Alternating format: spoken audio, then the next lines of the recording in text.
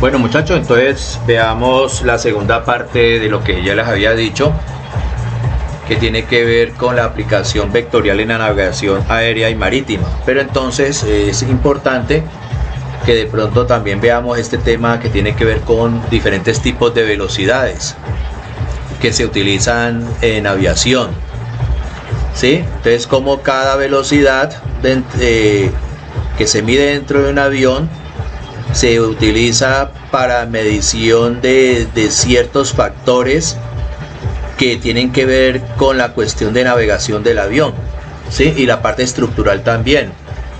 Entonces, por ejemplo, aquí se habla de los diferentes tipos de velocidades, ¿no? Dice, existen diferentes conceptos utilizados en la aviación para expresar la velocidad de una aeronave.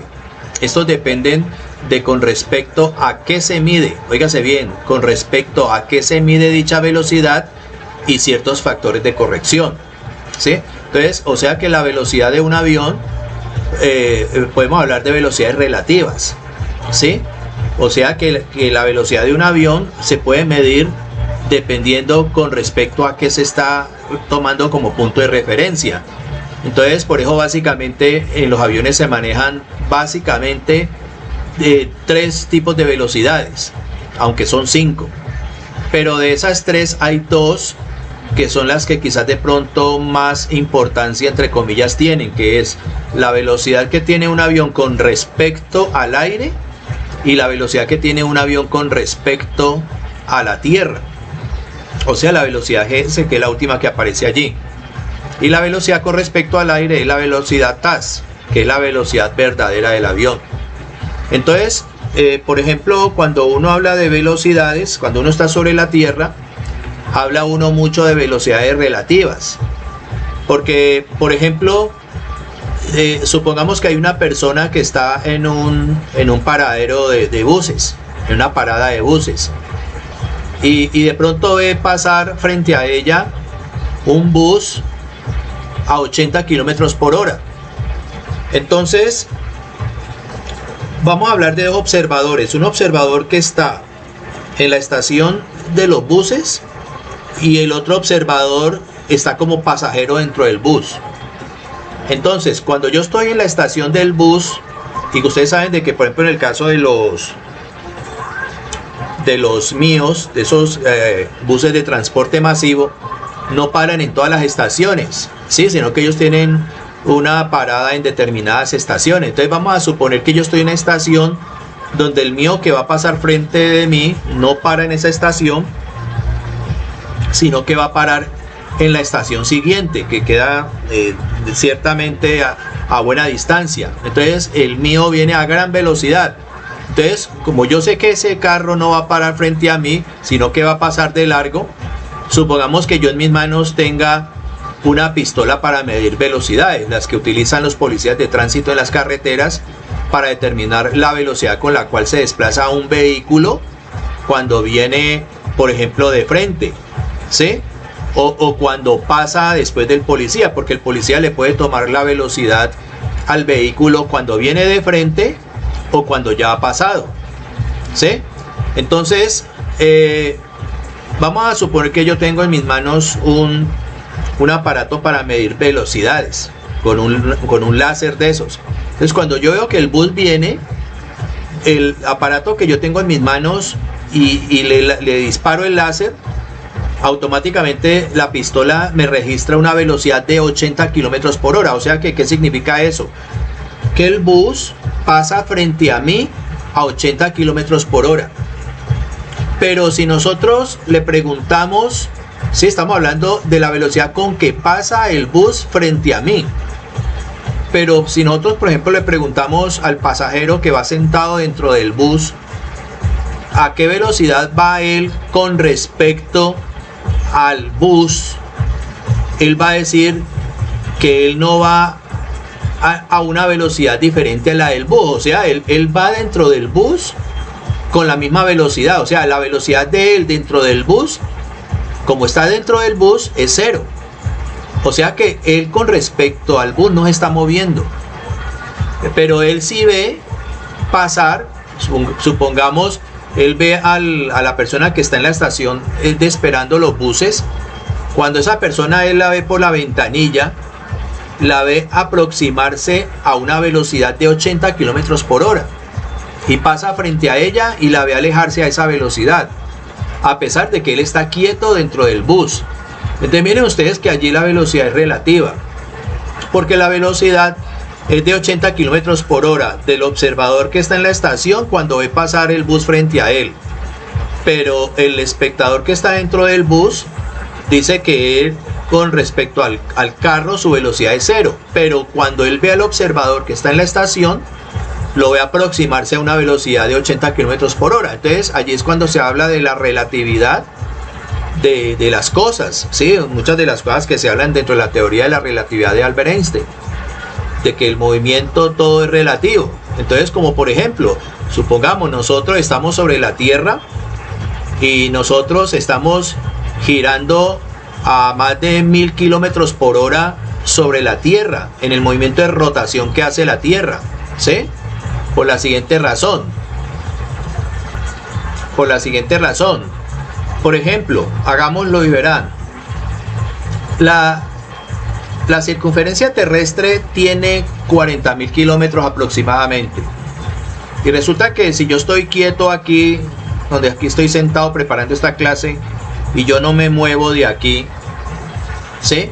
Y me quedo sentado durante 24 horas, este punto sobre el cual estoy se demora todo un día en dar la vuelta hasta que vuelve al mismo lugar donde yo estoy. O sea, que la Tierra dando la vuelta conmigo va, por ejemplo, son, por decir algo ahora, son las 11:20 de la noche, ¿sí? Entonces si yo me quedo aquí sentado, pasa la medianoche, empieza a amanecer y sigo sentado aquí, empieza a llegar el mediodía, empieza a llegar la tarde, empieza a llegar la noche, se va oscureciendo más y vuelven a ser las 11:20 de la noche.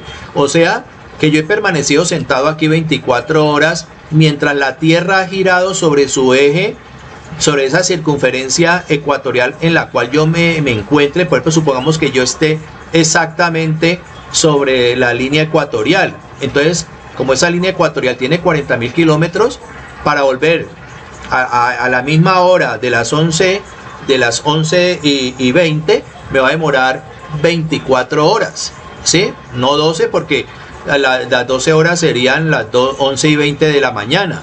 Entonces, para que sean otra vez las 11:20 de la noche, necesito 24 horas. Entonces vamos a ver a qué velocidad voy yo sentado aquí en 24 horas para recorrer esos 40.000 kilómetros.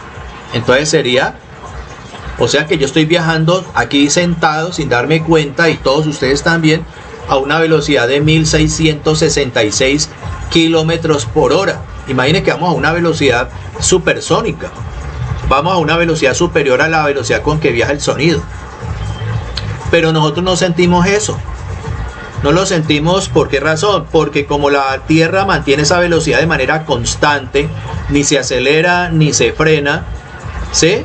Entonces nosotros no sentimos eso. Pero pues, eso es como cuando usted va en un avión a casi 1000 kilómetros por hora. Usted va sentado, se levanta, va al baño, toma algo, come algo dentro del avión y usted no siente absolutamente nada a menos de que exista una turbulencia en el aire que vaya a mover ese avión. Pero como el avión no acelera ni desacelera, entonces por esa razón usted no siente ningún cambio y va a 1000 kilómetros por hora. Pero cuando usted va en un bus urbano, por ejemplo, en una carretera colombiana, cuyo límite de velocidad es de 80 kilómetros por hora, va a 80 kilómetros por hora, se levanta del asiento, puede ir al baño sin ningún problema, y cuando está dentro del baño, preciso, cuando uno está dentro del baño del carro, es cuando le da el chofer por frenar. Tenga la plena seguridad para que fueran adivinos cuando la gente está dentro del baño. Entonces está dando, imagine uno aguantando equilibrio en el baño, sobre todo para uno de hombre, que es más complicado que para una mujer, porque por lo menos una mujer va sentada y uno va parado. Entonces por eso uno de hombre más bien orinar sentado dentro de un carro para evitarse problemas. Entonces, ¿qué pasa allí? Preciso, está uno parado dentro del baño del carro, el coche baño, y preciso, el tipo yendo a 80 kilómetros por hora, De pronto ve un carro que se aproxima a él por su propio carril, mucho más lento que él, y él tiene que frenar y reduce la velocidad casi bruscamente de 80 a 60 o 50 kilómetros por hora.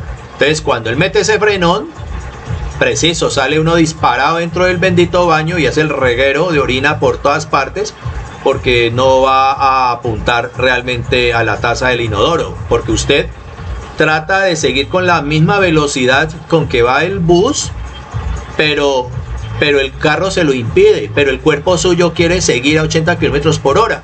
Por eso es que usted se estrella contra las paredes. Y preciso, ya se está recuperando usted de ese golpe contra la pared, cuando de pronto ya el tipo vuelve y acelera de 50 a 80 kilómetros por hora, y en vez de irse contra la pared de frente, ahora se va contra la pared que está al otro lado de usted, y vuelve y se estrella contra esa pared dentro del baño.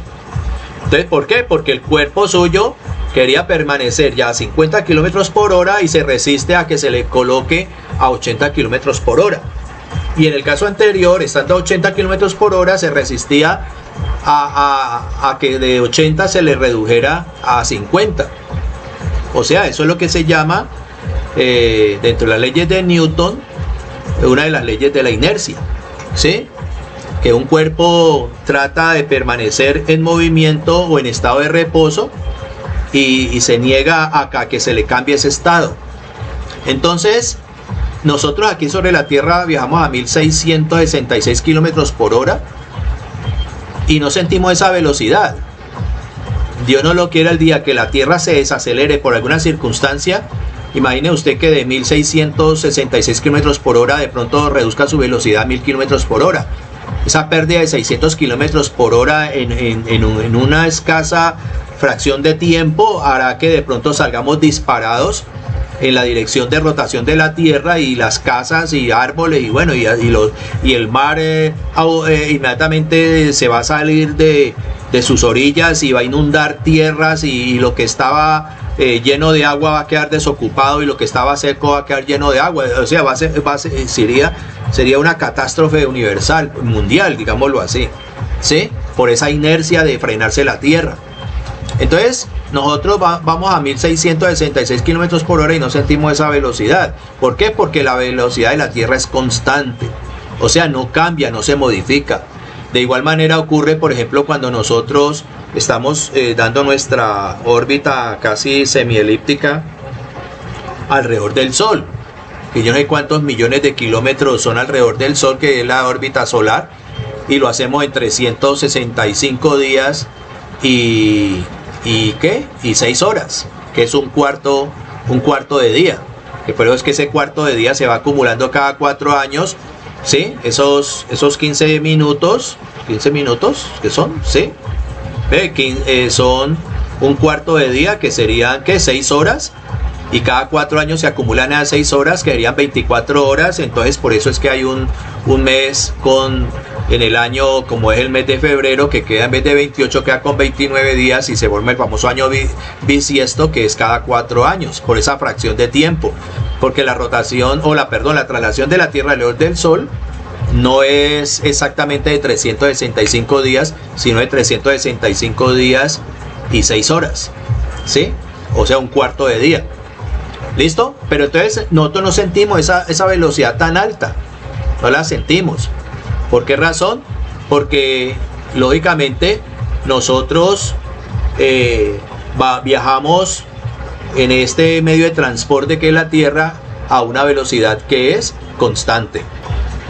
Entonces miren, por ejemplo, para que nosotros tengamos una idea más clara, ¿sí? La órbita, ¿sí? Si este es el Sol y la Tierra describe una trayectoria casi semielíptica alrededor del Sol, la órbita solar de la Tierra es de unos 930 millones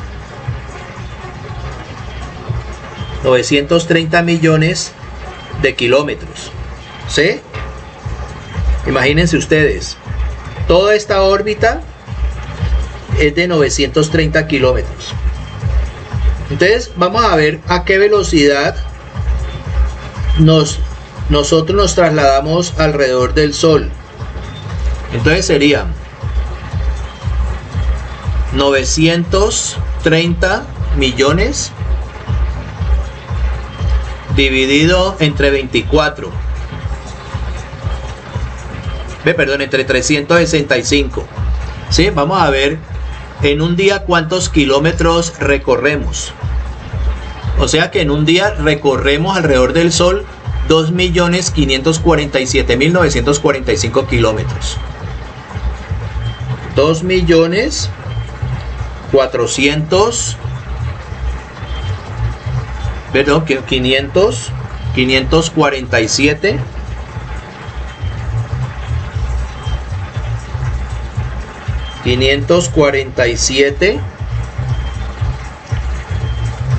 945 kilómetros en un día. Imagine usted, en un día recorremos toda esa distancia, que sería como decir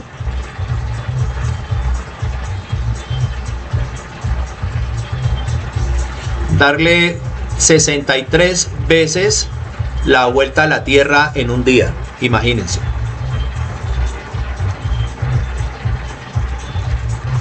Listo. Entonces ahora, si esa es la distancia que recorremos en un día, vamos a ver cuánto recorremos en una hora, o sea, dividido entre 24 horas. O sea que nosotros nos estaríamos desplazando a una velocidad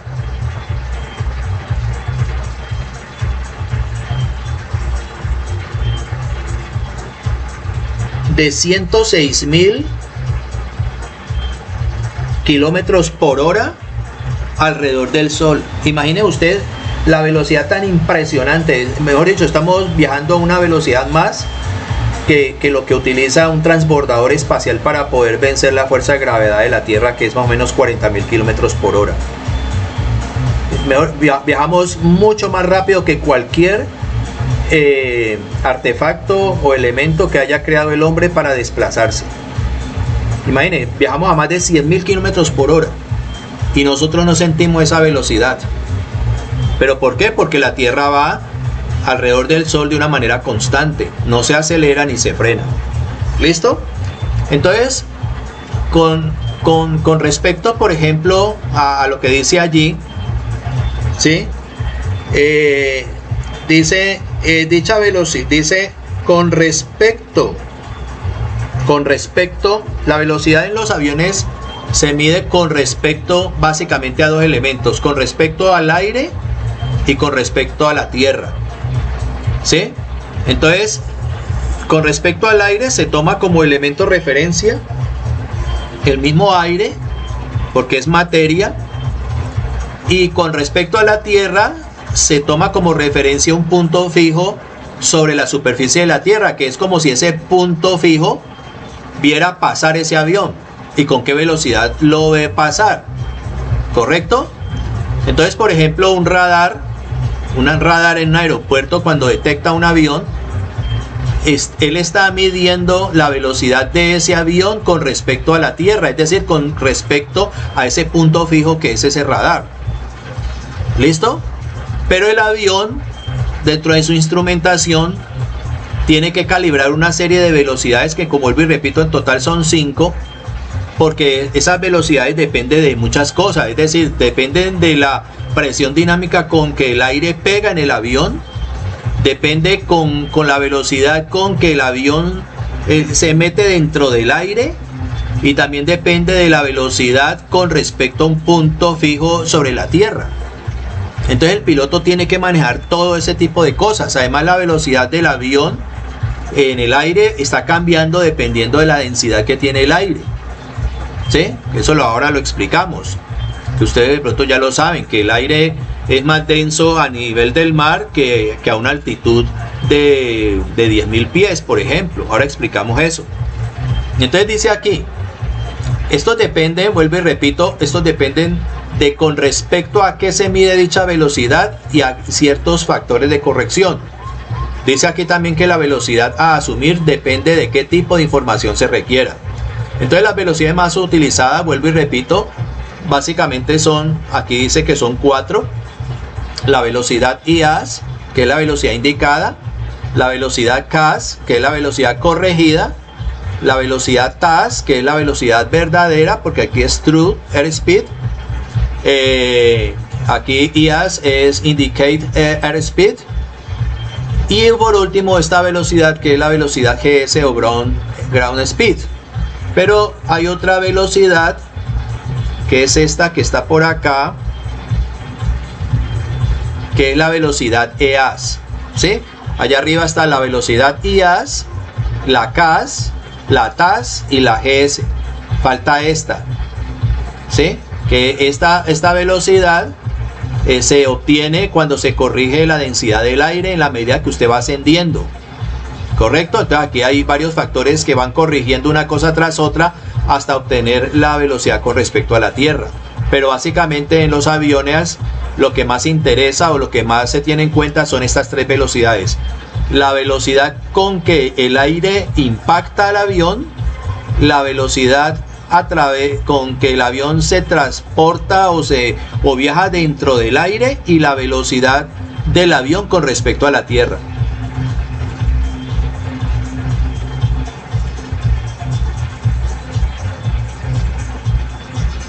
Bueno, esto ya lo habíamos visto, esto ya...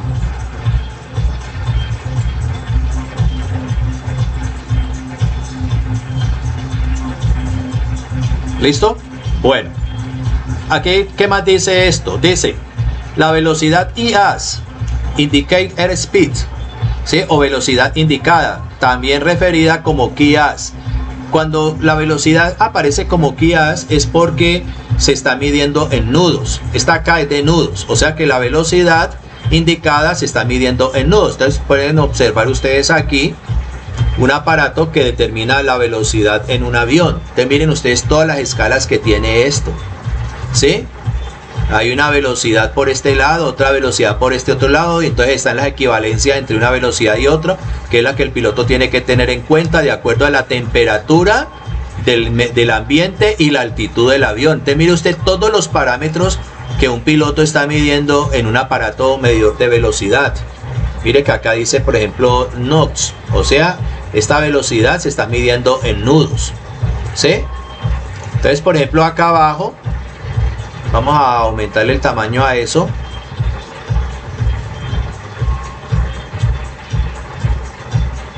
Entonces, acá abajo, por ejemplo, miren ustedes, dice velocidad TAS, aquí en esta escala blanca. O sea que esta es la verdadera velocidad del avión con respecto al aire, pero acá arriba se está midiendo la velocidad IAS. Entonces mire usted que mientras uno está marcando algo, la TAS marca otra cosa, dependiendo de qué, de la altura del avión y la temperatura que está manejando, entre 30 grados por encima del cero y 30 grados por debajo. Imagine usted los rangos de temperatura que tienen que manejar. Entonces dice aquí, como su nombre lo indica, es la velocidad indicada por el instrumento ASI, o sea, este aparato se llama ASI, ¿sí? Indicador de velocidad del aire, que es Airspeed Indicator, ¿ya? Eso es lo que significa ASI. Entonces, cálculos de rendimiento, las velocidades de despegue, ascenso y aproximación. Entonces, esta velocidad IAS, ¿para qué sirve? Mire para lo que sirve la velocidad IAS en el comportamiento de los aviones. Sirve para determinar o calcular velocidades de despegue, de ascenso y aproximación, o sea, antes de aterrizar. Entonces el piloto debe tener en cuenta la velocidad IAS. La velocidad máxima de operación de flaps, o sea, los flaps son unos segmentos que están en los bordes de fuga de los aviones, en las alas de los aviones, en la parte de atrás, que se despliegan de las alas para aumentar la sustentación de un avión cuando está despegando o está aterrizando.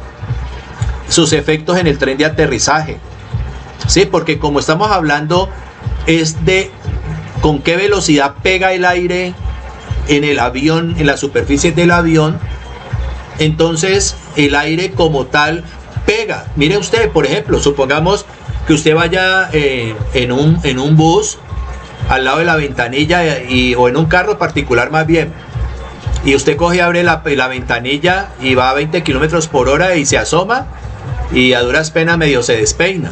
O uno ve cuando un perro lo llevan en un viaje familiar y los perros son felices asomando la cabeza por la ventana, y uno ve como los perros, las orejas caen y se le van para atrás por la velocidad del carro. ¿A qué se debe eso? A la presión dinámica con que el aire le está pegando a ese perro en la cara, ¿sí? Pero el perro parece ser que disfruta eso, porque todos los perros como que les gusta estar asomando la cabeza por la ventana. ¿Quién sabe qué efecto en los perros tiene eso? Pero cuando ese carro aumenta la velocidad 100, 150, 180 kilómetros por hora, vamos a ver si el perro aguanta asomándose por la ventana. Inclusive si usted lo llega a hacer, de tener la curiosidad de asomarse por una ventanilla en un carro a 200 kilómetros por hora, yo creo que mínimo le arranca la cabeza. ¿Y qué es lo que le arranca la cabeza?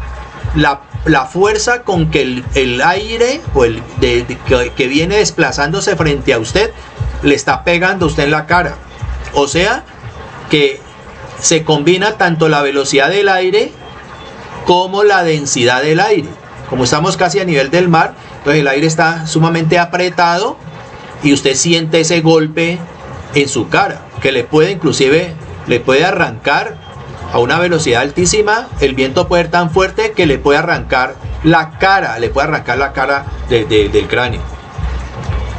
Por allá hay una vez un video de un avión que se le rompió una ventanilla a un avión del parabrisas del avión, y cuando hubo la descompresión explosiva, es decir, como los aviones están presurizados a cierta altitud para poder producirle una cantidad de aire suficiente a los pasajeros para que puedan respirar, porque ustedes saben que a medida que nosotros ascendemos en la atmósfera, el aire cada vez va siendo menos denso. ¿Por qué? Porque se disminuye la presión atmosférica. Entonces, a menor presión atmosférica, menor densidad, y al haber menor densidad hay menos cantidad de oxígeno, y al haber menor cantidad de oxígeno podemos respirar menos.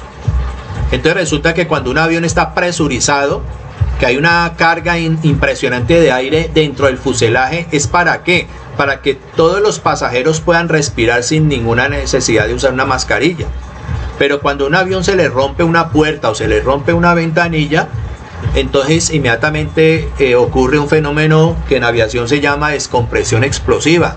O sea, como la presión de afuera es inferior a la presión que está dentro del avión, entonces las dos presiones tratan de igualarse. Y claro, como el avión tiene más presión de aire por dentro, entonces en vez de entrarle aire al avión, le sale el aire del avión para tratar de equiparar la presión que está por fuera del avión. Es cuando entonces las personas dentro del avión, al perderse todo ese aire, toda esa presión, baja la cantidad de oxígeno y las personas se asfixian, se ahogan. Por eso es que caen las mascarillas del techo del avión, para que las personas se coloquen esa mascarilla y puedan respirar, mientras el piloto baja el avión hasta una altitud suficiente donde el aire es más denso, y allí ellos pueden respirar normalmente, ¿sí? O sea, lo que más o menos en la atmósfera se llama la biosfera, es decir, la capa de la atmósfera donde se produce la vida, que es más o menos unos 4.000 y pico de metros sobre el nivel del mar, que esa es la capa de la atmósfera dentro de la cual nosotros podemos vivir. ¿Por qué? Porque podemos respirar. Más arriba de allí es casi imposible.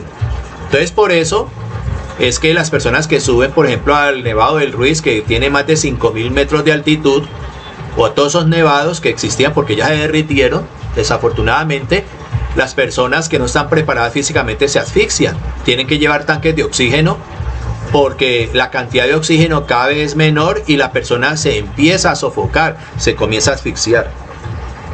Entonces, en un avión de eso ocurrió algo parecido. Se rompió un parabrisas, el delantero del avión, y claro, la presión interior trató de igualar al exterior, y cogió a uno de los pilotos, al capitán del avión, lo sacó por la ventanilla, lo expulsó por la ventanilla rota, y afortunadamente lo alcanzaron a agarrar de las piernas, y ese piloto quedó es una de las cosas que nadie puede explicar, cómo fue que ese hombre sobrevivió a esa velocidad con que iba ese avión, el aire pegándole encima, y cómo, por ejemplo, no llegó a morir y quedó mientras lo sostenían de las piernas para que el avión no lo botara al aire, hasta que lograron los pilotos, después no sé cuántos minutos de ese piloto estar allí golpeándose con el movimiento del aire, y llegó herido prácticamente acá y le arranca hasta el pellejo la fuerza con que le impacta el aire,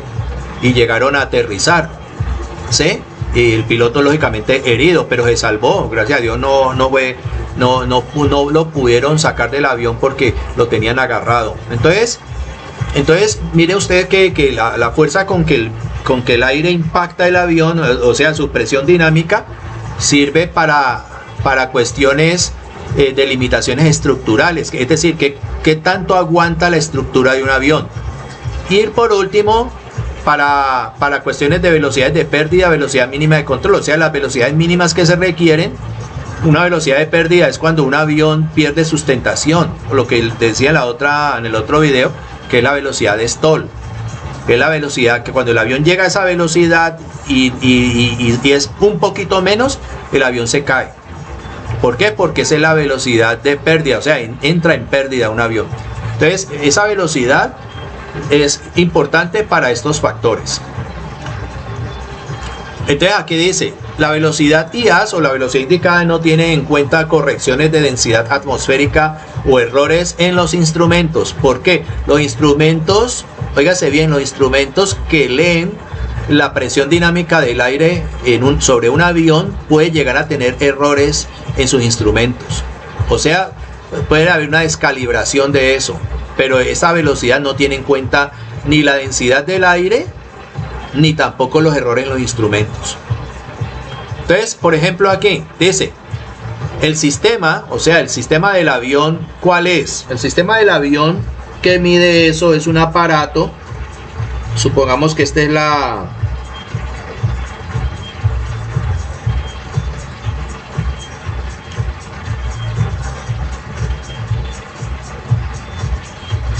trompa de un avión.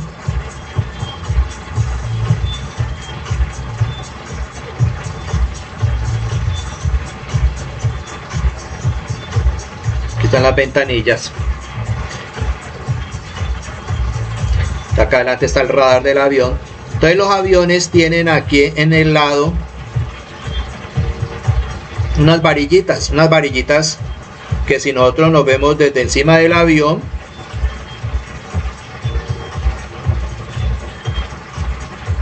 son de esta manera.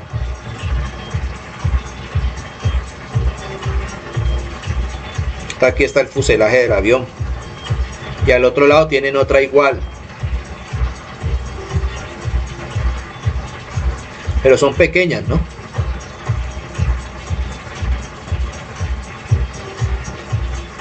Y esto aquí en la punta tiene un huequito, unos huequitos. Entonces, claro, estamos viendo aquí por encima, por decir algo, del avión, ¿no? Listo, entonces esto es pequeño, esto no es sino que estoy exagerando el tamaño como para que ustedes vean. Entonces a esto se le llaman tubos pitot. Tubos pitot, esto es una palabra francesa. Entonces, ¿qué pasa? Cuando el avión está pasando a través del aire, el aire golpea el avión, como cuando el aire golpea un carro o golpea a un ciclista o un motociclista, y ejerce, ¿qué es lo que se llama? Una presión dinámica. Esa presión dinámica va determinada por la velocidad del aire y también la densidad, o sea, la cantidad de aire, la cantidad de partículas que componen el aire. Eso es la densidad, la cantidad de materia por unidad de volumen. Acuérdense ustedes de lo de química, ¿sí? Entonces, ¿qué pasa? Cuando el aire está golpeando el avión, si una parte tiene que golpear la entrada de estos tubos pitot, que tienen unos agujeritos. y por ahí entran las partículas de aire. Entonces este aparato tiene unos medidores que calculan con qué velocidad el aire golpea el avión. O sea, golpearlo aquí da lo mismo golpearlo en cualquier parte, el parabrisas, el morro, las alas, la cola. Entonces, con la velocidad con que él golpea en cualquier parte, lo golpea a la entrada del tubo pitot. ¿Sí? Entonces, esa es la primer medición que se hace. O sea, la velocidad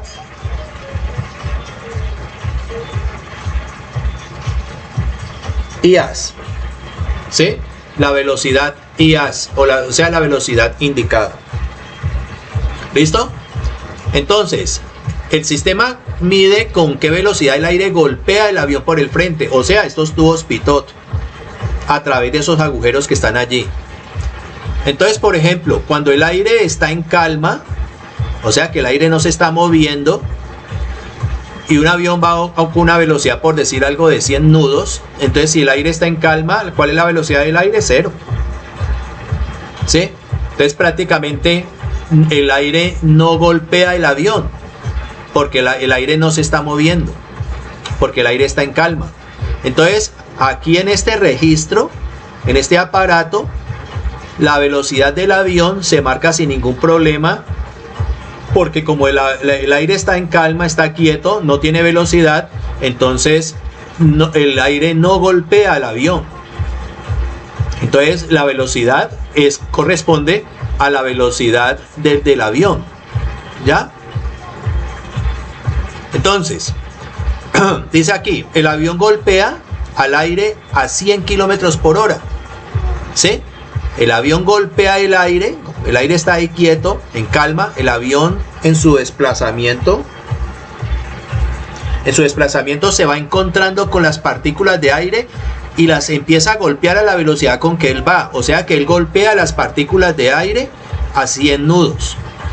Y el tubo pitot también golpea esas partículas a esa misma velocidad. Entonces cuando una partícula de aire entra por el tubo de pitot, es con la velocidad con que el avión va. ¿Ya? Entonces el sistema va a medir la presión dinámica que ejerce el aire al impactar al tubo pitot. Entonces en ese caso, ¿por qué? Porque la velocidad del aire es 0. El que se está moviendo es el avión, y el avión es el que golpea el aire. Pero miremos este otro ejemplo. Dice, velocidad del avión 30 nudos.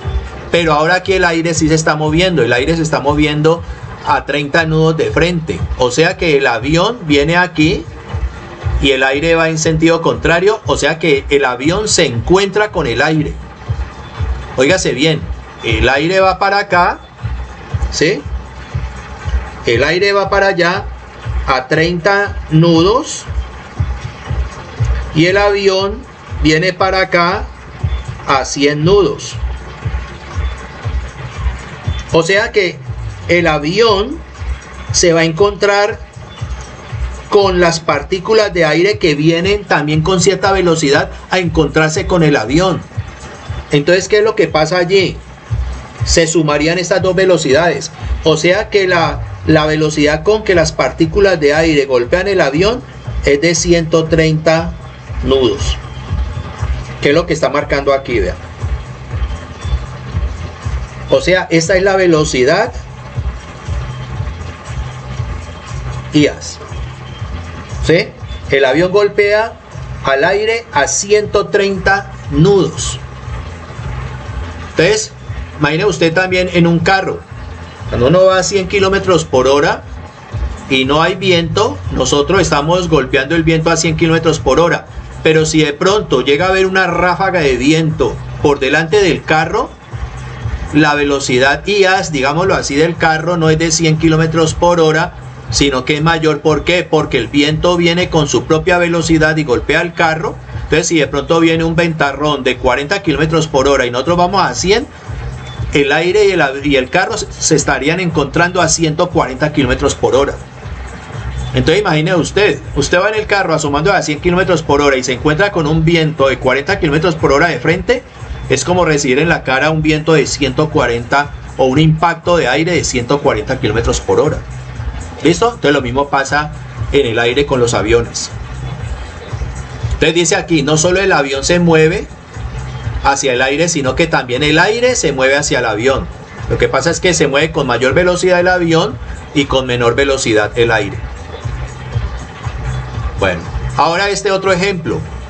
El mismo avión se mueve a 100 nudos, pero recibe un aire, un viento de cola de 30 kilómetros, de 30 nudos. O sea, el avión va a 100 nudos y el aire se lo encuentra él a 30 nudos. ¿Sí? O sea, el aire se está moviendo por delante del avión, pero el avión viene mucho más rápido detrás de él. ¿Sí?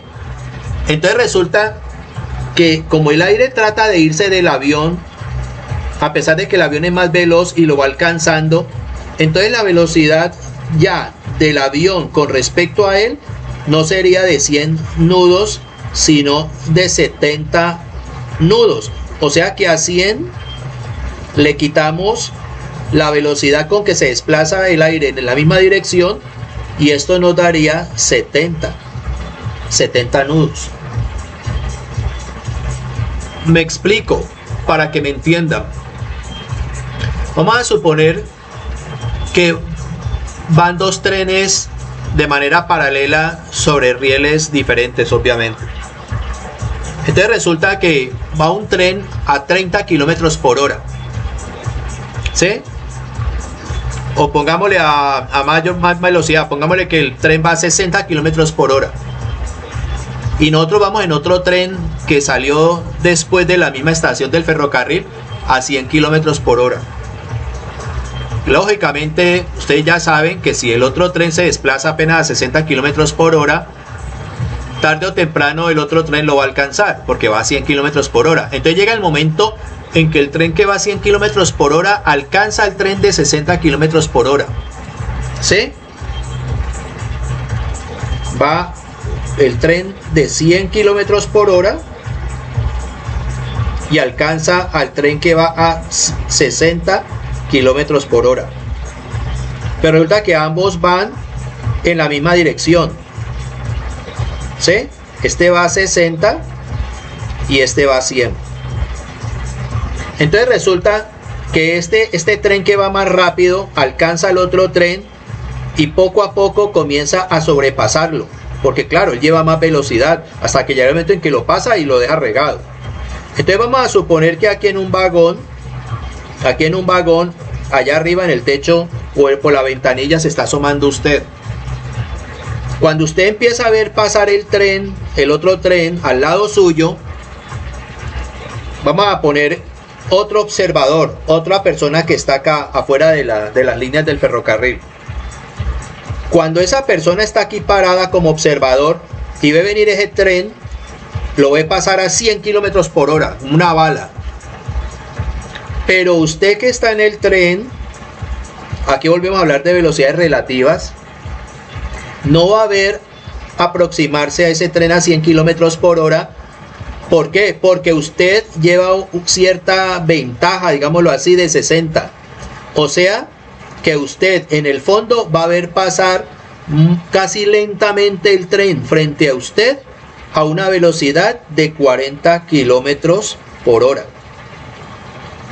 ¿Sí? Lo ve pasar. Pero vamos a suponer más bien al contrario, que usted va en el tren de 60 y por la otra línea viene otro tren en contra suya a 100 kilómetros por hora. Y usted está aquí. Imagine usted, esta persona que está acá parada cuando ve el tren pasar, lo ve pasar también a 100 kilómetros por hora. Ya sea que el tren vaya para allá o venga para acá. Para este observador, los dos trenes van a ir a la misma velocidad. Pero para usted que está de pasajero en este tren, que es un observador, cuando ve pasar el tren suyo, el otro tren al lado suyo a 100 kilómetros por hora, no lo ve pasar a esa velocidad tan enorme, sino que lo ve pasar apenas a 40 kilómetros por hora. Pero supongamos que pase ese tren y por la otra línea venga otro tren a 100 kilómetros por hora. Resulta que cuando usted ve venir este tren y usted lo observa, este otro tren con respecto al que usted va, ya iría ¿a cuánto? A 140 kilómetros por hora. O sea, a una velocidad superior a la que la va a ver esta persona que está parada fuera de los rieles del ferrocarril. ¿Sí ve? Para usted lo vería venir a altísima velocidad. ¿Siento por qué? Porque los dos trenes se están tratando de encontrar. Perdón, esta velocidad es de 60, ¿no? Aquí, perdón, es 160. Estaba mirando este reloj. Aquí serían 160, que es la velocidad del tren donde usted va, más la velocidad del tren que viene en contra, del sentido contrario al tren que usted va. Imagine usted, si uno ve pasar rápido un tren desde acá afuera a 100 kilómetros por hora, ríase usted ver pasar usted dentro de su propio tren a ese otro a 160, mientras que para el que está acá afuera lo sigue viendo a 100. O sea, que allá hay un fenómeno de velocidades relativas. Todo depende del lugar donde usted se encuentre. Si está dentro del sistema o está por fuera del sistema que está moviendo. Entonces, con los aviones ocurre lo mismo. Como el avión está tratando de alcanzar el aire y lo alcanza porque el aire lógicamente se está desplazando a una velocidad inferior a la del avión, entonces él lo alcanza y lo va pasando y lo va pasando. Pero la velocidad de ese avión con respecto al aire que está moviendo es de 70 nudos. ¿Sí? De 70 nudos. Pero cuando usted está en la tierra, o sea, por aquí parado, y está observando a ese avión y se da cuenta que el aire está viajando a esa velocidad de 30 nudos, para usted como observador, óigase bien, la velocidad IAS del avión es de 70 nudos, pero la velocidad con que usted ve a ese avión no es de 70, es de 130 nudos. ¿Por qué razón? Porque fuera de la velocidad del avión hacia allá, el aire lo está empujando con 30 nudos más. Entonces, con respecto al observador acá abajo, que es lo que se llama la velocidad ground speed, es decir, la velocidad del avión con respecto a la tierra, el piloto siente en su instrumento que él va a 70, pero usted lo ve a 130. ¿Sí ves? Y en el de acá arriba, es lo contrario. Si usted está aquí como observador y está viendo ese avión, como el avión está a una velocidad de 100 nudos, si el avión va a 100 nudos, ¿ya? Pero el aire viene en contra de él a 30 nudos. ¿Qué pasa allí? El avión se estrella contra el aire y con respecto al observador no ve ese avión a 100 nudos, sino que lo ve 30 nudos menos. O sea que ¿a cuánto lo ve? A 70 nudos. ¿Sí ve? ¿Por qué? Dependiendo del sentido que tenga el viento. El piloto está registrando una cosa y el observador en tierra está registrando otra. O sea que un radar desde una pista de aterrizaje en un aeropuerto está viendo una velocidad, mientras que el piloto en ese momento está registrando otra. Entonces eso es lo que el piloto tiene que calibrar o tener en cuenta en sus instrumentos, de la velocidad que lleva el avión con respecto al aire, que va a ser la verdadera velocidad, que es la velocidad TAS, y la velocidad GS, que es la velocidad del avión con respecto a la tierra, y la velocidad con respecto a ¿qué? Al aire. Entonces él tiene que manejar esas dos velocidades, porque una de ellas es la que él debe utilizar para poder aterrizar o despegar. Entonces miren ustedes cómo vectorialmente el aire influye sobre la navegación aérea. Entonces aquí por ejemplo dice la velocidad TAS, que es True Air Speed, o sea velocidad true, acuerden que es verdadero. verdadera velocidad del aire, la verdadera velocidad del aire, o sea, velocidad verdadera, también conocida como KTAS, o sea, la velocidad de verdadera medida en ¿qué? En nudos, por esta acá. Bueno, entonces dice, es la velocidad KAS. ¿Qué es la velocidad KAS? La velocidad KAS, primero está la velocidad IAS, luego la velocidad KAS y luego la velocidad TAS. O sea, que aquí acuérdense que el avión puede tener errores en sus instrumentos y a este no le importa, pero cuando hay la corrección a través de los instrumentos, ¿sí? Entonces ya esta velocidad IA se convierte en KAS y luego de KAS pasa a TAS a través de otra corrección, ¿sí? De otra corrección. Mire usted, por ejemplo, las correcciones donde están.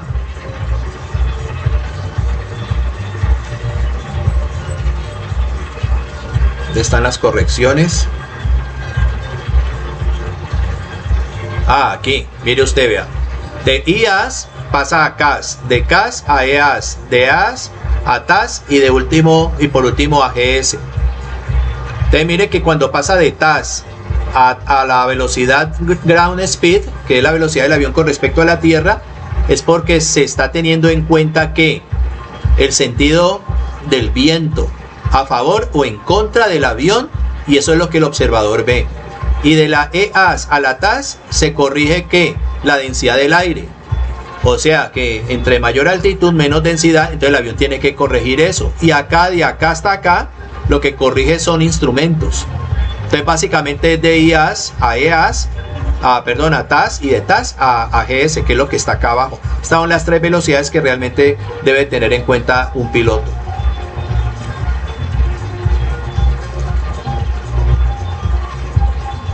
Bueno, entonces, ¿qué más dice aquí? Ah, bueno, entonces dice, es la velocidad real de la aeronave a través del aire. Dice, a mayor altitud, menor densidad del aire. Entonces miren ustedes, por ejemplo, a 0 pies. Acuerden que también en la aviación la altitud se mide en pies, no en metros, sino en pies. Aunque también pueden haber instrumentos que midan en metros, pero normalmente se miden en pies. Como la velocidad se mide en nudos, pero también hay unos instrumentos que miden en millas por hora, por ejemplo. Entonces, cuando usted está a nivel del mar, en las playas, que estamos allí al pie del mar, estamos a una altitud de ¿cuánto? De 0 metros sobre el nivel del mar. Y en este otro de acá estaríamos a 10.000 pies sobre el nivel. Aquí son metros y también 0 pies, ¿no? O sea, 0 pies sobre el nivel del mar. Y acá serían pies sobre el nivel del mar. Y si pasamos esto a pies, acuérdense que un metro tiene 3 pies. O sea que serían 10.000 dividido entre 3. Esto nos daría más o menos 3.300 pies. ¿Sí? O sea, 3.333 metros sobre el nivel del mar. Entonces la densidad del aire es mucho mayor a 0 metros sobre el nivel del mar o a 0 pies sobre el nivel del mar que a 10.000 pies de altitud, o sea, a unos 3 kilómetros de altura. O sea, la cantidad de aire es menor a esta altitud que aquí. Entonces, y a 4.000 va a ser menor, y a 5.000, y a 6.000 metros, y a 10 kilómetros de altura. Imaginen que un avión comercial puede volar más o menos a 30.000 pies. 33.000 pies, puede volar más o menos a una altura de 11.000 metros sobre el nivel del mar. Ustedes ríanse ustedes, a 11 kilómetros de altura, ¿qué cantidad de oxígeno va a haber? Prácticamente no va a haber nada. Entonces, por eso los aviones van presurizados para que los pasajeros y los pilotos puedan respirar. Un avión de combate ya es diferente, porque un avión de combate puede tener un techo de servicio de más de 40.000 pies, 50.000, 60.000 pies. O sea, un avión puede estar volando, un avión de combate a 20 kilómetros de altura. pero en la cabina del piloto no va presurizada, sino que él utiliza una máscara de oxígeno para poder respirar y una calefacción especial, porque a esa altitud usted se congelaría. Ya la temperatura a esa altura, está por debajo de 0 grados. Entonces un piloto se congelaría. Entonces él en su traje lleva sistemas de calefacción y la cabina para poder mantener la temperatura corporal. Entonces va con temperatura y con oxígeno. ¿Sí? Si llega a perder cualquiera de las dos cosas, baila, se murió, hermano. Entonces, la densidad del aire a nivel del mar es diferente a como cuando usted está a 10.000 pies o a 3 kilómetros de altura. Hay más aire acá abajo que acá arriba. ¿Listo? Entonces dice aquí, la TAS es la velocidad utilizada en un plan de vuelo, y cuando hay viento en calma, la TAS es la misma velocidad real de la aeronave. O sea, la TAS corresponde a esa IAS que está aquí. Miremos esta otra. Entonces ahora sí, este avión va volando en esa dirección, pero en un aire que tiene menor densidad. O sea, este avión va muy alto. Entonces, el sistema, ¿cuál sistema? El sistema es el tubo pitot, que les dibujé yo. El tubo pitot, cuando el avión está volando a gran altura, por ejemplo, aquí vaya a 10.000 pies, a 10.000 pies, está recibiendo no tan seguido los impactos del aire sobre el avión. Pero si el avión está volando, por ejemplo, casi a nivel del mar, por ejemplo, supongamos que esté volando, pongámosle a 1.000 pies, como a 300 metros de altura, lógicamente la cantidad de aire es más nutrida que la que está acá arriba, y cada partícula está tan cerca de la otra que cada vez golpean al avión, proporcionando una mayor presión dinámica. Me explico. Vamos a suponer que desgraciadamente o desafortunadamente, frente a uno a cierta distancia, por decir algo de 10 metros, hay un tipo con un arma de fuego.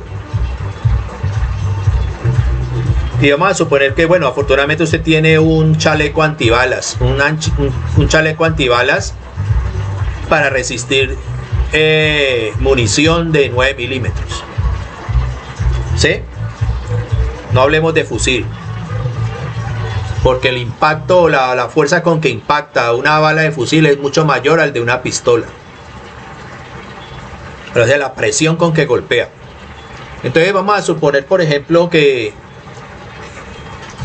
ese tipo le dispara a usted con una pistola, o vamos a ver con una subametralladora, pero coloca la subametralladora tiro a tiro, porque la subametralladora puede tener tiro a tiro y ráfaga. Entonces, por ejemplo, supongamos que tenga un proveedor de 30 tiros o de 40 tiros. Entonces el tipo a 10 metros pone la subametralladora tiro a tiro, como se puede colocar un fusil. O lo pone usted en ráfaga o lo pone usted tiro a tiro. Entonces el tipo dispara su ametralladora tiro a tiro. ¿Sí? Entonces dispara. Pum, pum, pum. Cuando usted empieza a recibir cada bala, donde el tipo se demora en disparar cada tiro, entonces usted recibe el impacto de la primer bala en el chaleco y siente la presión tan enorme, el impacto de esa bala, pero usted se recupera y se está recuperando cuando viene la segunda, se está recuperando cuando viene la tercera, se está recuperando cuando viene la cuarta, la quinta, la sexta, y supongamos que el tipo le dispare tiro a tiro 10 disparos. Entonces, si el tipo se demora en disparar tiro a tiro, usted tiene tiempo de recuperarse y de irse hacia adelante, recuperándose del impacto que le propició la bala para tirarlo hacia atrás. Pero vamos a suponer ahora que el tipo va a colocar la subametralladora en ráfaga. Entonces usted está listo y el tipo coge y le pega el rafagazo. ¡Trrr! Y se disparan de un solo rafagazo 10 tiros en menos de un segundo. O sea, la cadencia de disparo de un arma de esa es brutal. Resulta que tenga la plena seguridad que esos 10 tiros en ráfaga lo tiran al suelo. Porque el impacto de la presión de cada tiro sobre el chaleco suyo es tan inmediato que no alcanza usted a reponerse, porque el otro ya está enseguida, y lo que se va a reponer el otro lo evita y lo evita hasta que ya el último tiro o los 5 tiros últimos o 4 cogen, a pesar de llevar la misma presión, los de adelante han vencido la resistencia suya, de tal manera que los demás tiros lo tiran a usted al suelo. O sea que usted puede llegar a aguantar tiro a tiro 10 disparos, a aguantar en ráfaga los mismos 10 tiros, ¿sí? Entonces lo mismo pasa con los aviones.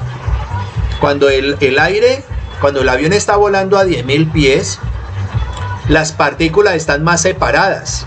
O sea, como dice aquí, el sistema recibe menos presión dinámica. O sea, al recibir menos presión dinámica, ¿qué se recibe? Menor densidad y menor velocidad del aire, ¿sí? Entonces dice, la velocidad IAS es menor.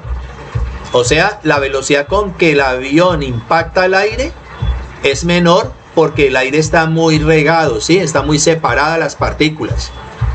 Entonces, pero cuando la densidad es mayor, por ejemplo un avión volando a 1000 pies, muy cercano a la superficie del mar, el sistema recibe más presión dinámica del aire, o sea que la velocidad IAS es mayor. O sea, la presión dinámica con que el avión impacta al aire es mayor.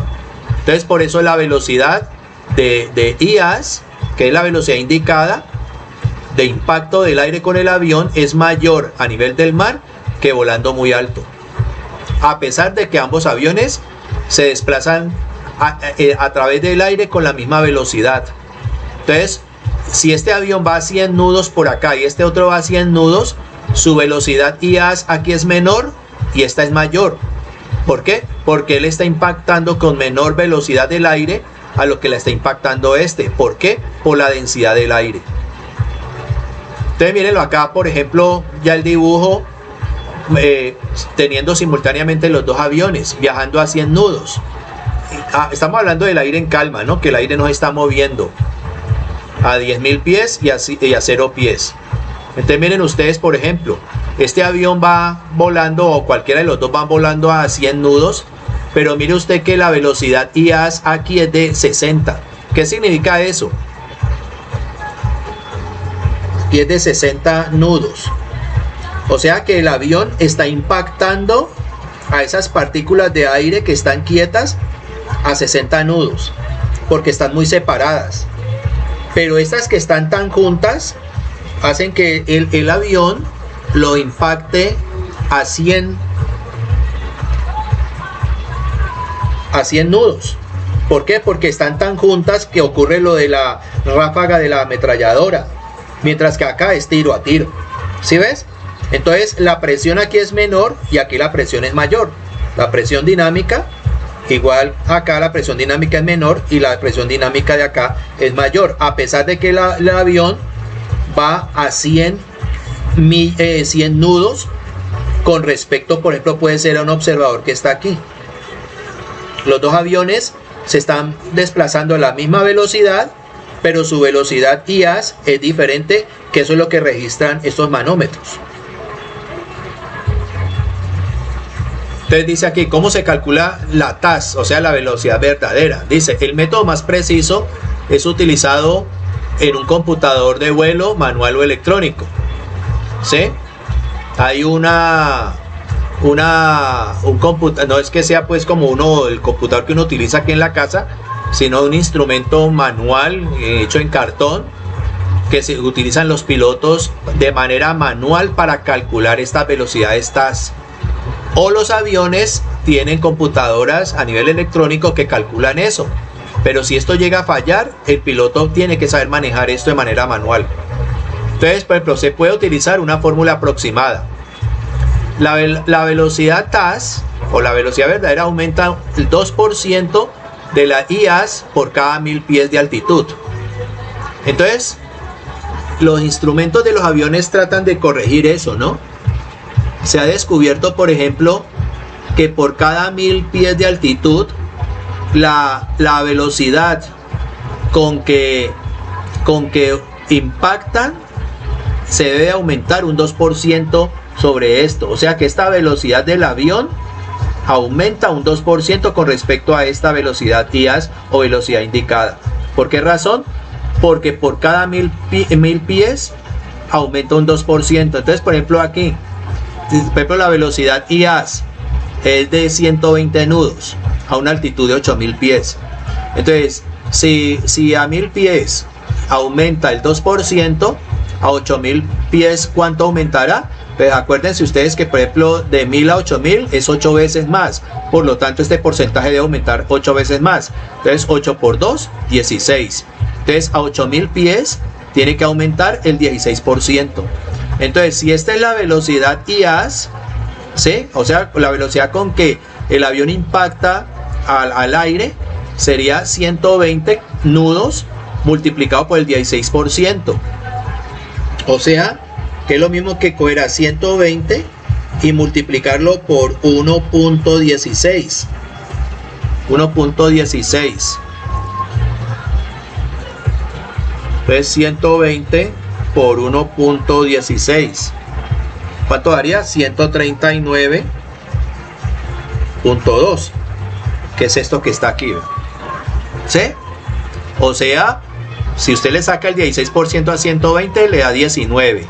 Y 19.2 le suma 120, como está aquí, le da ¿cuánto? 139. Que es lo mismo que una vez multiplicar por el 116%. Sí, aquí lo que estoy haciendo es multiplicar por el 116%. O sea, el 100% que es 100 más el 16%. O sea, el 116%. Por ejemplo, a 20.000 pies. Entonces, si por 1000 pies son el 2%, 20.000 es 20 veces esto. ¿Sí? 20.000 pies es 20 veces 1000. O sea que esto aumentaría 20 veces más. O sea, 20 veces más el 2 sería 40. Entonces sería 200 por 1.40.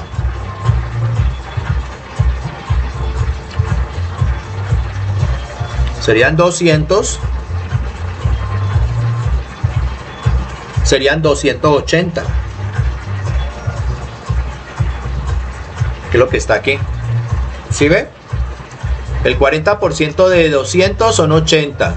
Y 200 más 80 da 280. O sea, es lo mismo que multiplicar 200 por el 140%. ¿Sí ves? Bueno. Pues miren ustedes cómo los aviones o sus instrumentos tienen que corregir todo esto. Cada 1000 metros, cómo tienen que ir corrigiendo la velocidad TAS en la medida en que van ascendiendo en la atmósfera. La única forma en que las dos velocidades sean totalmente iguales es cuando un avión está volando a nivel del mar. Pero en la medida que comienza a ascender, estas velocidades van cambiando. Y los instrumentos de vuelo tienen que ir corrigiendo esto. ¿Listo? Y ahora veamos ya para casi terminar lo que es la ground speed. O sea, la velocidad sobre el terreno o con respecto a la tierra. Es la velocidad real del avión. Esta es la velocidad que por lo general marcan los aviones. ¿Sí? Y por ejemplo en un aeropuerto, un radar, al registrar la velocidad de aproximación de un avión o de alejamiento, lo calculan desde tierra. Entonces debe ser la velocidad GS. El controlador de vuelo y el aeropuerto no se da cuenta qué fenómeno está recibiendo el avión allá arriba por corrientes de aire. O sea, ellos no saben con qué presión dinámica el avión le está golpeando el aire, porque ellos no tienen instrumentos para medir eso allá abajo, sino es allá arriba del avión, ni tampoco con qué velocidad el piloto se está encontrando con corrientes de aire allá arriba. Es el piloto el que se da cuenta de eso a través de sus instrumentos. Pero entonces los de a tierra solamente ven es algo que está moviendo en el aire y calculan su velocidad como observadores desde tierra. Entonces dice aquí, la velocidad GS es la velocidad TAS, o sea, la velocidad del aire con respecto al aire, corregida por los componentes del viento, ¿sí? O sea, las corrientes de aire se descomponen. Acuérdense, ustedes tienen unas componentes y las componentes pueden ser atacando el avión de frente o de cola, que vimos en el otro video. Si el aire, la corriente del viento viene de cola, entonces el viento de cola empuja al avión, o sea, le sirve. O sea que la velocidad con respecto a la Tierra aumenta. Entonces el avión puede estar marcando una velocidad, pero yo desde tierra estoy viéndolo con una velocidad superior. ¿Por qué? Porque el viento lo está empujando. En el caso de que el viento venga de frente, entonces el viento de frente lo que hace es frenar al avión. Entonces yo de abajo como observador estoy viendo una velocidad GS menor a la que el piloto está registrando en su avión. ¿Sí? Una velocidad TAS diferente a la velocidad GS que yo estoy observando aquí. ¿Por qué razón? Porque la componente del viento está empujando el avión o lo está frenando. Entonces, miren por ejemplo aquí, este ejemplo. Velocidad TAS, o sea, velocidad del avión con respecto al aire. El viento está en calma. El avión se mete dentro del aire a una velocidad de 100 nudos.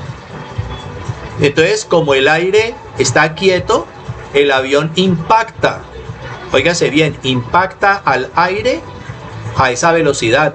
Entonces, yo simplemente lo que estoy viendo es que como no hay un efecto del aire sobre el avión, entonces yo como observador desde acá abajo veo el avión con la misma velocidad con que él realmente va. En este segundo gráfico, vuelve el mismo avión con una velocidad TAS de 100 nudos. Pero resulta que ahora viene con un viento de cola de 30 nudos. O sea, el viento viene así, de 30 nudos. ¿Sí? O sea, o acá adelante, el avión se encuentra con un viento hacia la misma dirección del avión de 30. Entonces nosotros ya sabemos, ¿cierto? Que acá, por ejemplo, si el avión va a 100 y va a alcanzar al aire que va a 30, entonces ¿con qué velocidad queda? Con 70 nudos. ¿Listo? Con 70 nudos. Pero yo, como observador acá en la Tierra, yo lo que estoy viendo es que el viento está empujando el avión. Si el avión va a 100 y el aire, el viento a 30, entonces ¿con cuánto lo veo yo? Con 130 nudos. Pero el piloto se siente es viajar a 70. ¿Sí ven? Cómo las velocidades relativas van cambiando.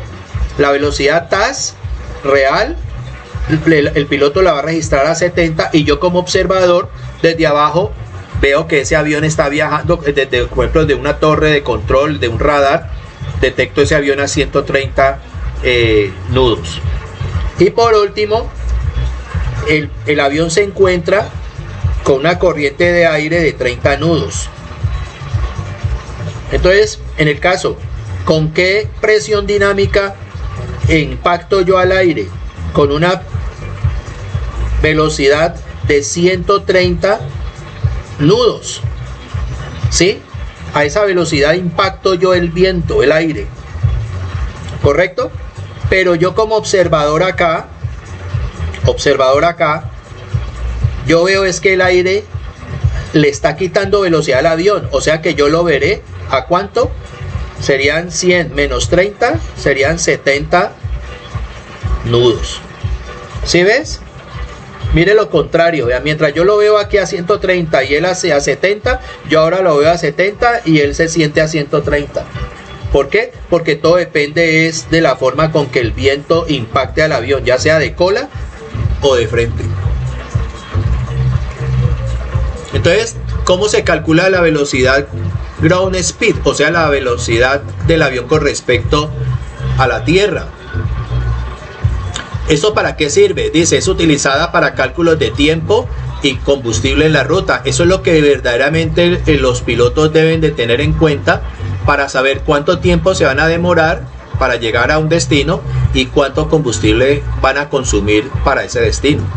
Entonces dice aquí, ¿cómo se calcula esa velocidad? Primero hay que obtener el componente de viento de frente o de cola, que es lo que hicimos en los problemas, ¿se acuerdan? Entonces, por ejemplo, si este avión va con este rumbo 0 grados hacia el norte, y aquí viene una corriente de aire, por ejemplo, a 60 grados, entonces automáticamente acuérdense que aquí va a haber una componente del aire en X y aquí va a haber una componente del aire en Y, ¿correcto? Entonces supongamos que aquí este viento tiene una velocidad de 30 nudos, es la velocidad del viento, y este avión, por ejemplo, tiene una velocidad de 400 nudos y son 30 nudos. Entonces resulta que ustedes pueden observar que si esta es la trayectoria del avión, este viento viene casi de frente del avión, no por este lado de acá de cola, sino de frente. O sea que esta componente que está aquí va a frenar este avión. Lo que le dé aquí hay que quitárselo a 400. ¿Sí ve? O sea que la velocidad con respecto a lo que dice aquí, si la componente de viento es de frente, o sea esta, la velocidad con respecto a la tierra es la velocidad del aire, con respecto al aire que lleva el avión, menos esta. Entonces, si vamos a suponer que esta es la velocidad TAS, ¿sí? Que es la velocidad del avión con respecto al aire, después de que yo encuentre esta componente, supongamos que esta componente me dé 20, entonces se la quito acá y me queda que la velocidad GS serían 400 menos 20, serían 380 nudos. Eso es lo que yo como observador desde la Tierra estoy viendo, la velocidad con que viaja ese avión. Entonces esta velocidad es la que el piloto tiene que tener en cuenta para poder calcular si yo viajo a 380 nudos, cuánto tiempo, supongamos que estoy a 3.800 millas náuticas. 3.800 millas náuticas.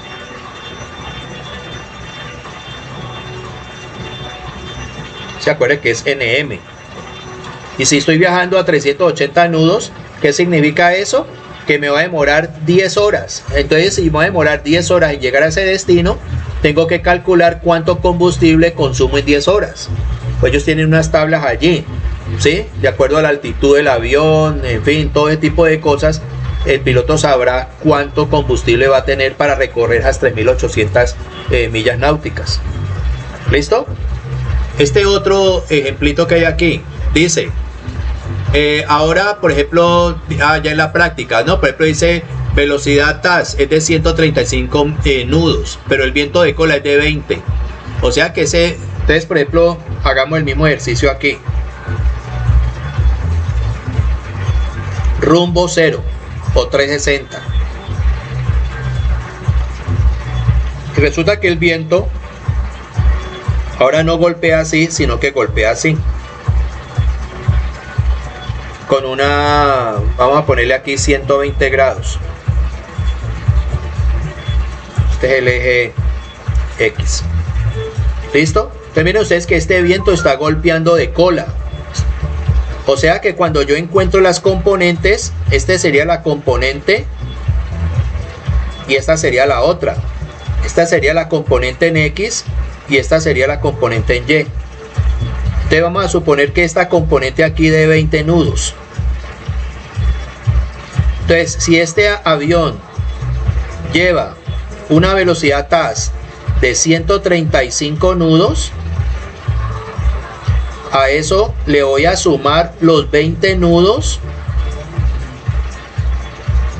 del viento de cola y esto me va a dar 155 nudos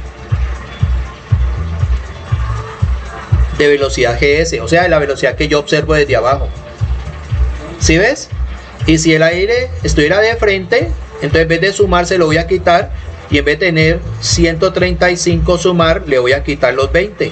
Y esto me daría 115 nudos. ¿Por qué razón? En el caso de este de aquí, ¿sí? Vamos a suponer que aquí no son 400, sino 135. Entonces yo vería desde tierra el avión a una velocidad GS de 115 nudos si el viento es de frente, y si el viento es de cola, entonces ahora lo vamos a ver a 155 nudos, ¿correcto? Así se calcula la velocidad GS, que es dependiendo de las componentes del viento sobre el eje Y. Entonces, en resumen, lo que ya más o menos me he explicado, ¿sí? La velocidad IAS se calcula a través de un instrumento, el tubo pitot. Lo que el tubo pitot recibe lo manda a este manómetro y aquí se indica la velocidad IAS, ¿sí? Se corrige, ¿sí? Se corrige los errores del instrumento. Fuera de eso, en un computador de vuelo, de acuerdo a cada 1000 pies, se va corrigiendo el 2%, ¿sí? Entonces ya de aquí, por ejemplo, se obtiene la velocidad CAS, o sea, la velocidad con respecto al aire. Y luego de aquí, dependiendo del viento de cola o de los vientos de frente, se obtiene la velocidad GS, que es la velocidad con respecto a la Tierra. Dice, algunas aeronaves hacen el cálculo automáticamente en tiempo real por medio de computadores instalados junto con el equipo de aviónica. O sea, eso ya se hace en computadoras de a bordo. Entonces miren ustedes, y aquí el resumen de lo que yo ya les había explicado. Entonces, aquí está, por ejemplo, un instrumento de un avión. Miren ustedes, por ejemplo, aquí está el norte, el sur, el este y el oeste, west, que es en inglés. Entonces miren ustedes que aquí va de 30 en 30, 30, 60, 90, 120, 150, 180, 210, 240, 270, 300, 330 y 360. Y acá mire que nos está indicando cuál es el rumbo. Pues aquí más o menos uno cree que va con rumbo 0 o 360, o sea aquí 360 grados, y resulta que no. Digitalmente está marcando 4 graditos. Sí, ese es el rumbo de ese avión, 300, va no 360 sino 4 grados. Y lo que está en azul está indicando cuál es la dirección del viento con respecto al avión, que lo marca con este otro cosito acá. Mire que aquí está marcando 56 grados, son 10, 20, 30, 40, 50, 55 y un poquito más de 55, que debe ser 56. Este TRK no sé qué es esto, sinceramente no sé qué diablo era esto. Pero este instrumento, mire usted que mide la trayectoria del avión con respecto al norte y el ángulo con que el avión recibe la corriente de aire. ¿Listo?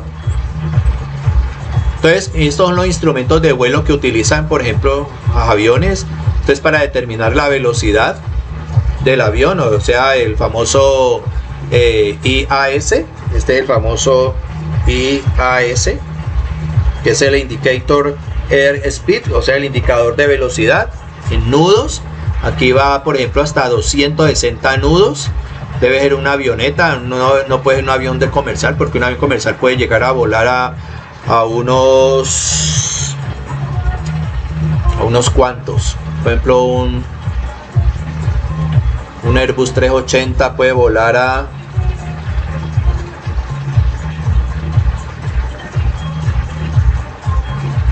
a unos 540 nudos, ¿sí? Un Airbus o un Jumbo 747 puede estar volando a una velocidad de 400 nudos. Ustedes pueden observar que este indicador no les serviría, porque va hasta 200, va de 20 en 20, ¿no? Más o menos 60, 80, 100, 100, sí, van como de 20 en 20, más o menos, sería como hasta 280. Entonces es para una avionetica, un avión más pequeño. Este otro aparato aquí permite el alabeo, es decir, cómo están las alas con respecto a la superficie de la Tierra. Este otro permite calcular la altitud en pies, mire, vea. ¿Sí? Pues con esto calcula la altitud del avión. Y esta es la brújula esa, la misma que vimos ahora. Mire, aquí está siempre mirando hacia allá, el avión está fijo. Y con respecto al norte, mire que el norte es el que, como la brújula era la que está moviendo, entonces el norte debe ser para este lado, y este avión está tirando como hacia el sur. ¿Cuántos grados? Acuerde que es en sentido horario: 3, 6, 9, 12, 15, 18, 19, 20. O sea que este avión más o menos va con un rumbo de 220 grados. ¿Sí ves? Entonces eso lo va calculando todos esos instrumentos. ¿Listo? Otra cosa ahí, ¿esto para qué era? Yo no sé, también tiene que ver con la posición del avión, derecho, izquierdo, bueno, el alabeo, quién sabe para qué era eso. Aquí tenemos, por ejemplo, la estrella de los vientos, que se maneja en geografía. Mire, siempre con el norte arriba, este, sur y oeste, y con la escala también en sentido horario de 0 hasta 360, que eso es lo que marca una brújula. ¿Sí? Las brújulas con la estrella de los vientos, una brújula normal se maneja así, como se manejan las brújulas de los aviones. ¿Ya? Aquí, por ejemplo, tenemos un tablero de instrumentos de un bombardero, de un B-52, y esto ya es de manera digital, ¿no? Mire, por ejemplo, cómo se muestra la trayectoria del avión, y aquí está el curso, miren, vean. El curso está 301, vean. ¿Sí ven? Aquí está marcando el curso 301. O sea, yo lo puse aquí. Si este es el norte, en la estrella de los vientos, en una brújula, entonces 301 grados, entonces este bombardero va hacia allá. Y miren ustedes, por ejemplo, aquí al lado izquierdo, mire, IAS, la velocidad, IAS, que es la velocidad con que ese avión, ese bombardero, está golpeando al aire. O sea que lo está golpeando con una velocidad de 308 nudos. ¿Sí? Y acá está la velocidad TAS, aquí está la T, no que no se ve bien. Esta velocidad TAS es la velocidad del avión con respecto al aire, o sea que va a una velocidad de 468 nudos. Y esta es la velocidad GS con la que un observador o de un aeropuerto están siguiendo ese avión. O sea que gracias al viento, ¿sí?, la velocidad TAS se incrementó en 5 nudos, porque de 468 a 473 la diferencia son 5 nudos. O sea que el observador en tierra está viendo ese avión con una velocidad ground speed de 473 nudos. ¿Por qué? Porque hay una corriente de aire. ¿Cómo sé yo? Mire acá, vea. Viento. La dirección. Mírelo, vea. 149 grados. ¿Sí? 149 grados. Y parece ser que ese viento le propicia en el sentido de cola, ¿sí? Porque si va de 468 a 473, si aumentó y no disminuyó, es porque el avión está recibiendo ese viento de cola. Mírelo, vean. ¿Sí ven? Si el avión va con un rumbo de 301 grados, el aire o el viento viene con una dirección de 149. O sea que el avión está recibiendo ese viento es desde atrás. O sea que de una manera pequeña lo está empujando. ¿Cuánto lo está empujando? Lo está empujando 5 nudos. ¿Sí? 5 punto y pico a lo mejor, que aquí deben redondeando. Y entonces el piloto se da cuenta que el viento de cola es de 6 nudos. Entonces miren ustedes que de manera digital un bombardero, un B-52, en su tablero, aquí por ejemplo, mire que aquí hay distancias, que hay 100 millas náuticas, quién sabe para dónde irá. Lo mismo que acá, mire, no sé qué significará esto. No está en modo GPS, según lo que dice aquí en inglés. No sé qué será esto. Está un rumbo de 317 grados. Esta M no sé qué significa. Y una distancia de 148 millas náuticas. Aquí hay otra que es ARIP con esta dirección. Y aquí otra distancia. Aquí hay otra que son rings, que son anillos, con este rumbo y esta distancia. Y este otro B4 con esta otra de acá y esta distancia. Será la distancia total que va a recorrer ese bombardero, porque esos aviones tienen un radio inmenso, porque son aviones reabastecidos en el aire por otros aviones. Entonces imagine usted, puede recorrer 5.682 millas náuticas. ¿Sí ves? Entonces miren ustedes la importancia de todo lo que vimos, cómo en la vida real eso se aplica. Eso no es paja lo que estamos diciendo aquí, sino que es la realidad de lo que uno observa en los aviones, en el caso de estos bombarderos. Aquí yo he transcrito esa información en estas dos brújulas que están acá. Entonces ya aquí aparecen los problemas que les estoy diciendo yo que vamos a hacer. Entonces esto lo hacemos en la otra última explicación. Les explico estos problemas, ¿sí? Para que ustedes puedan resolver esto de acá. ¿Listo? Entonces miren ustedes, por ejemplo, cómo hoy por hoy la tecnología ayuda enormemente a un piloto a poder mantener o llegar a un destino a través, gracias de los instrumentos. Cosa que era muy difícil hace 100 años en la navegación aérea. Los pilotos en esa época, imagínense ustedes, eran verdaderos héroes de cómo hacían para llegar de un lugar a otro, desconociendo las velocidades del viento, desconociendo las velocidades con que el avión impacta el viento, la velocidad de ese avión con respecto a la tierra. Ellos desconocían todo eso. Entonces miren ustedes que eran unos héroes definitivamente de cómo hacían para que un avión de esos pudiera llegar a su destino. Entonces, por ejemplo, cuando empezó la aviación comercial comenzó hace más o menos unos 101 años. La aerolínea comercial más antigua del mundo es KLM.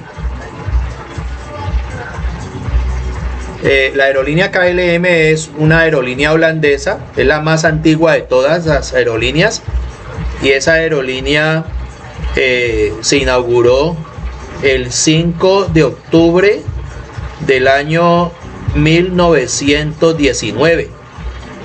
El 5 de octubre de 1919 se fundó esta empresa de aviación que es KLM, que todavía existe, una aerolínea holandesa. Y luego, para sorpresa de todos ustedes, la segunda aerolínea más antigua del mundo puede decirse que es Avianca, la aerolínea que fue de Colombia. ¿Por qué razón? Porque resulta que el 5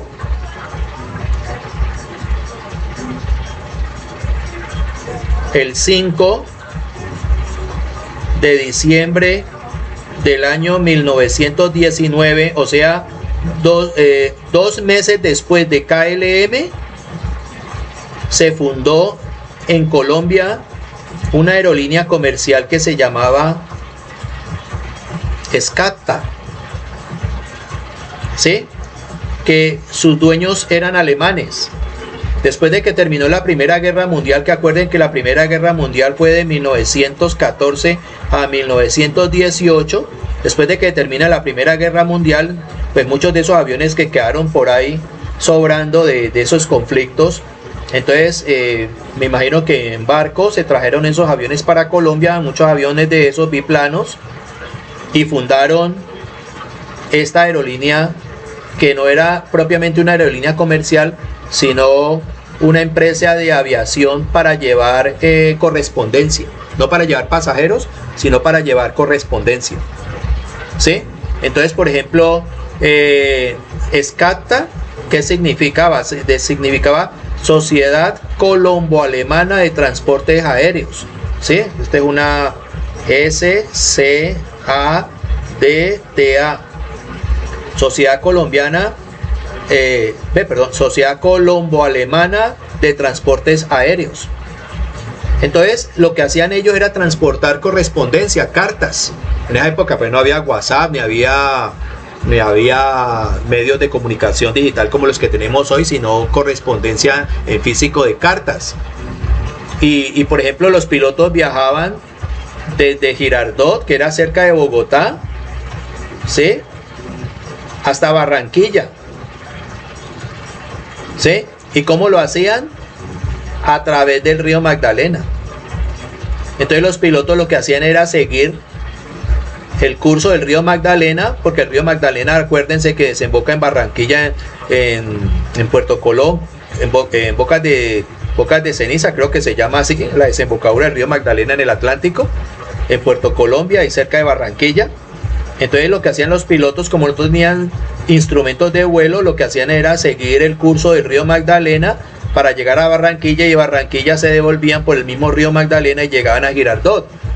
Entonces esos aviones no aterrizaban en pistas, sino que eran aviones hidroaviones, o sea que no tenían tren de aterrizaje con llantas, sino unos flotadores que les permitían aterrizar. ¿En dónde? En el agua, en los ríos. ¿Sí? Entonces no habían aviones para Cali, ni para Medellín, ni nada de eso. ¿Por qué? Porque no tenían dónde aterrizar supuestamente, hasta que más adelante, creo que hasta en el río Cauca, ya cerca de Cali por Palmira, esos aviones aterrizaban. Entonces más adelante SCATA se asoció con una empresa colombiana que se llamaba, si no estoy mal,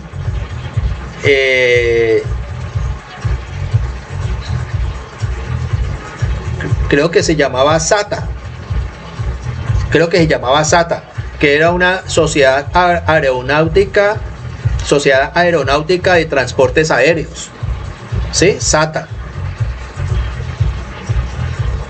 Entonces cuando SATA se unió con SCATA, nació Avianca. ¿Que Avianca qué significa? Aerovías Nacionales de Colombia. Ese es el significado de Avianca. Resulta que desafortunadamente esta aerolínea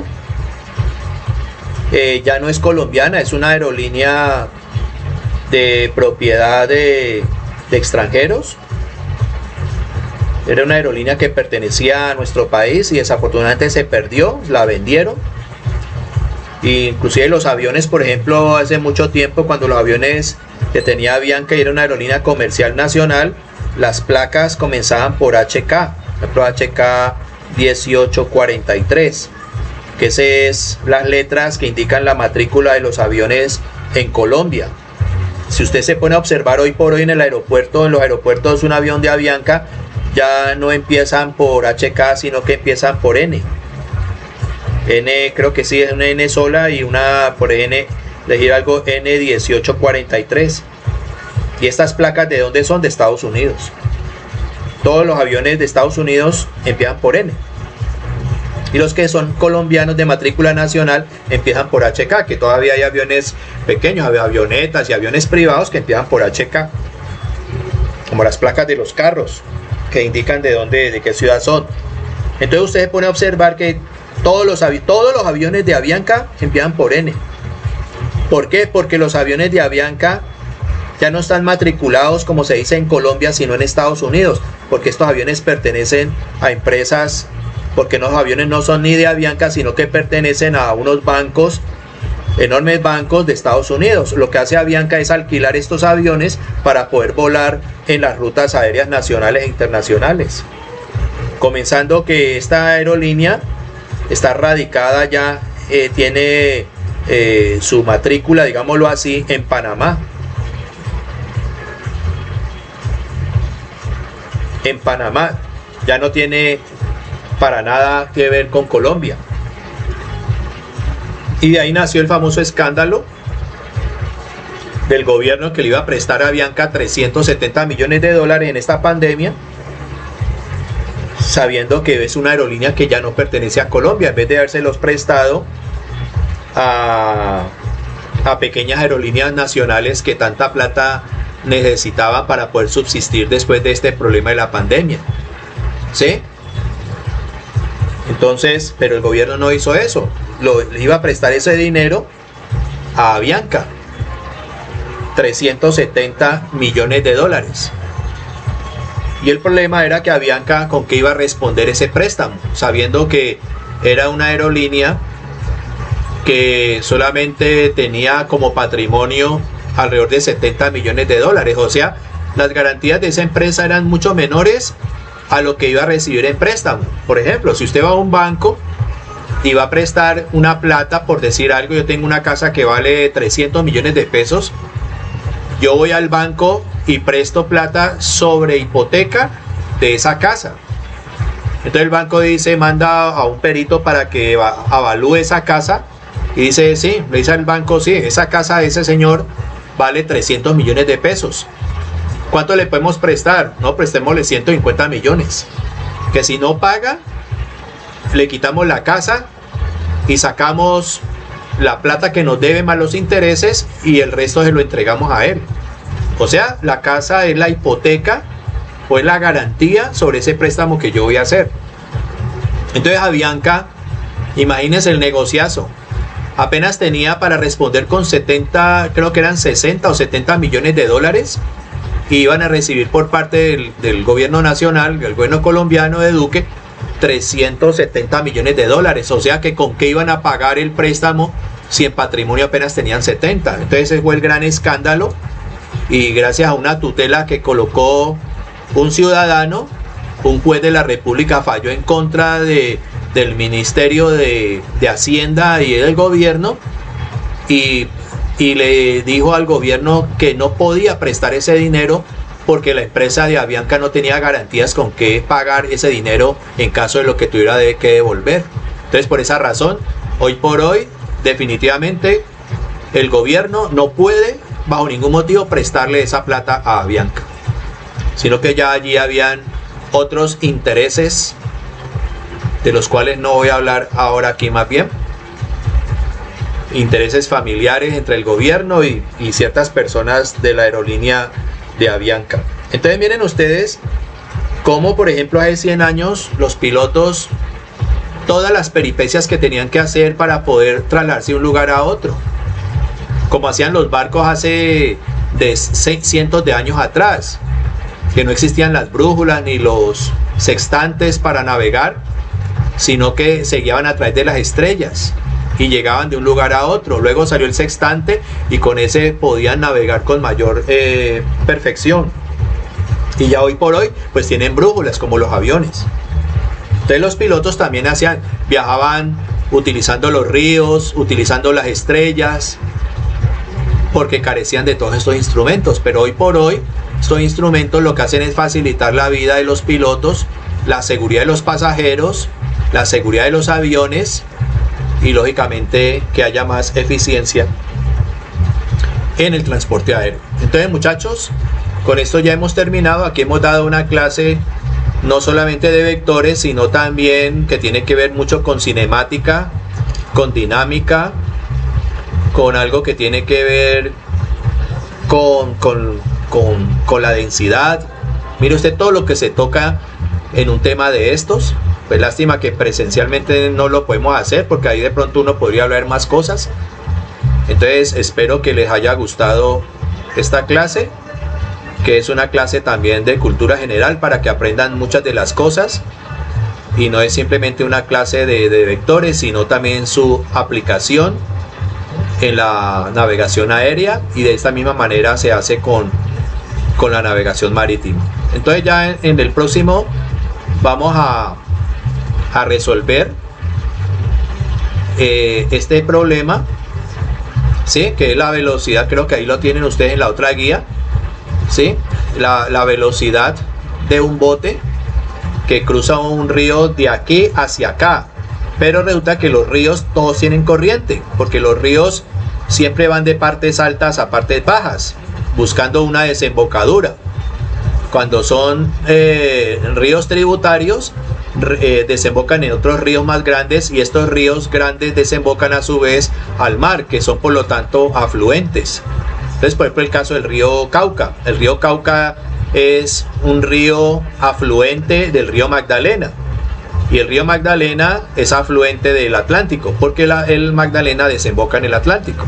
O sea que el río Cauca y el río Cali, por ejemplo, son ríos tributarios, lo mismo que el río Jamundí. ¿Por qué? Porque desembocan en ríos más grandes.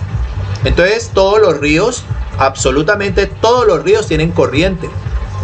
Si usted quiere buscar de un lugar alto un lugar bajo, siga la corriente de un río, porque tarde o temprano tendrá que llegar a la desembocadura de ese río siguiendo el curso de la corriente. No va a ser tan bobo de irse al revés, porque en vez de ir a buscar la desembocadura, antes se va a perder más.